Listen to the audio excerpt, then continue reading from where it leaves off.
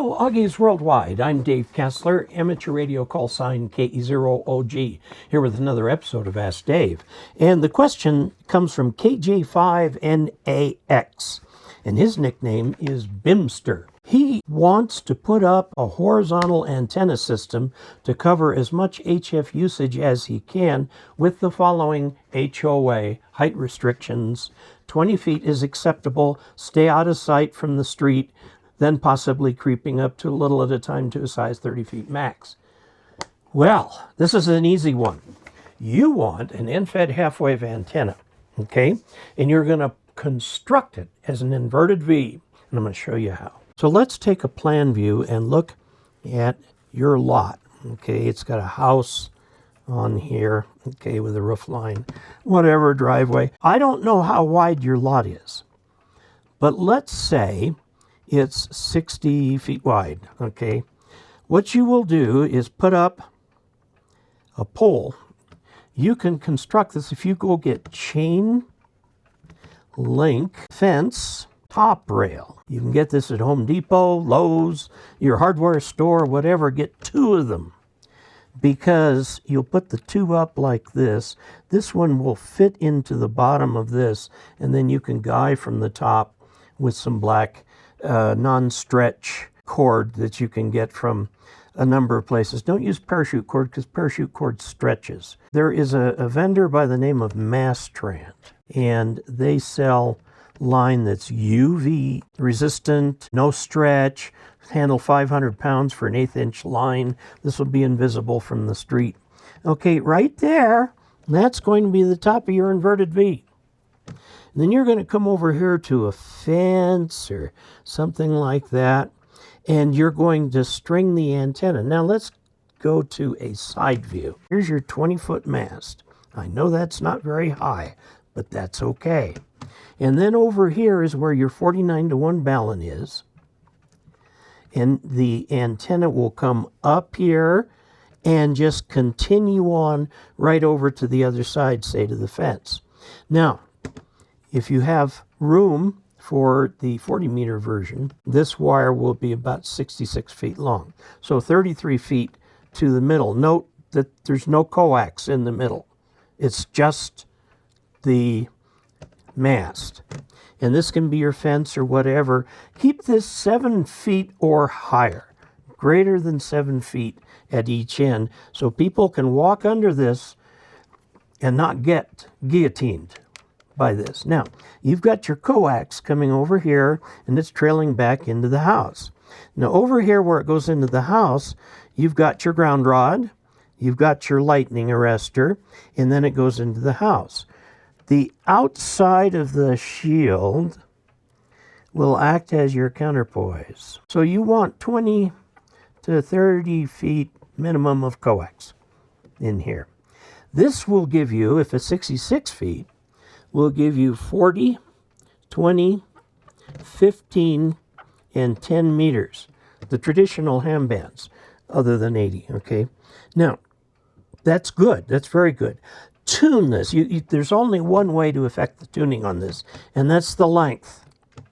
You tune the length for like 7074 kilohertz, which is your FT8 frequency.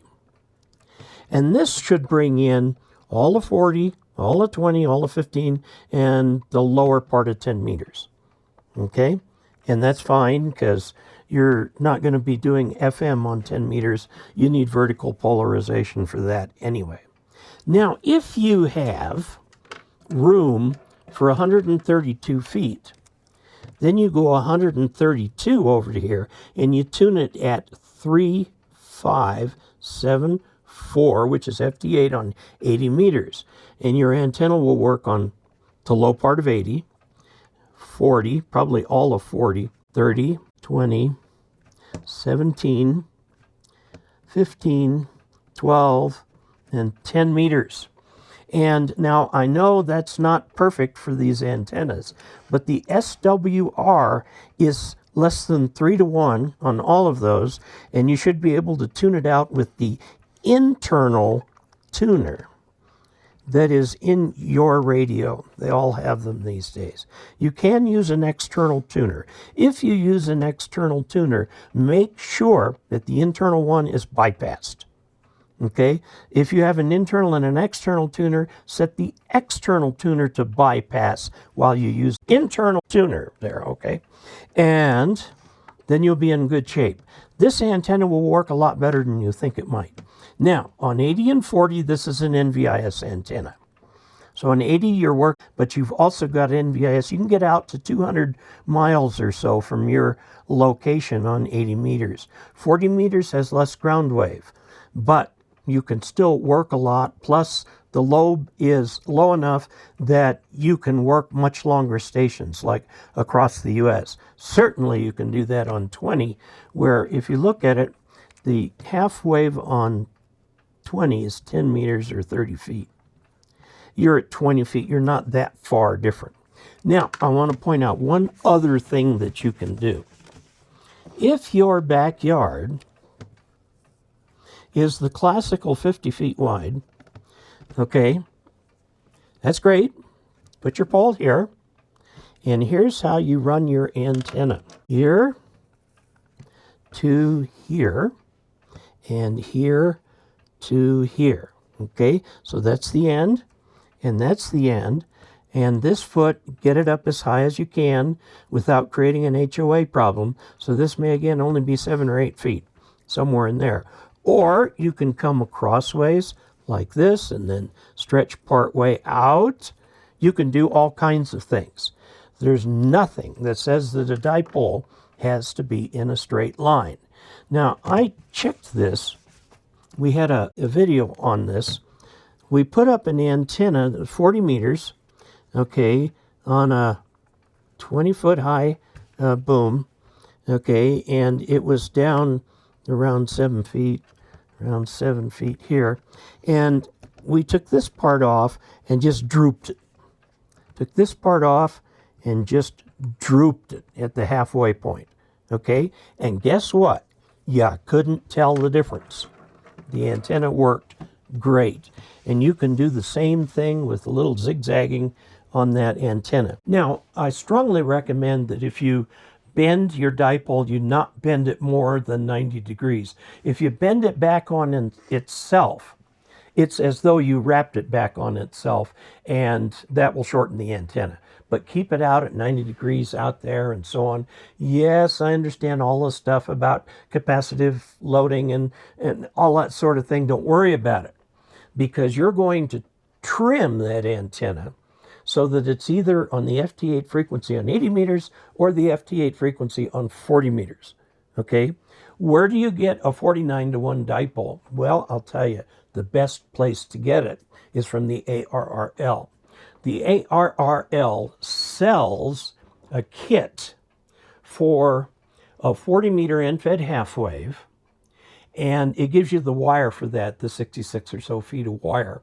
And you build the little 49-to-1 balun inside there. All the parts are there.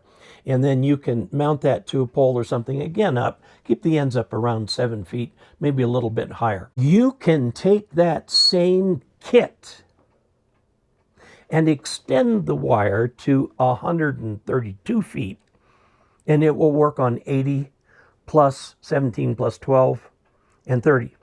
Okay, in addition to 40, 20, 15, and 10. That's a little well-kept secret in there. I know it works because I've done it. Okay, now there are other tricks you can play with that. There you have it.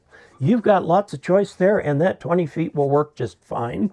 I would recommend for the wire, you use insulated wire. Down at Home Depot, they can sell you a roll of 12 gauge or 14 gauge stranded wire. I like the stranded 12 gauge. It is so much easier to use. But it'll be insulated, and yes, you can wrap insulated wire back on itself, and it will act as though you wrapped uninsulated wire back on itself.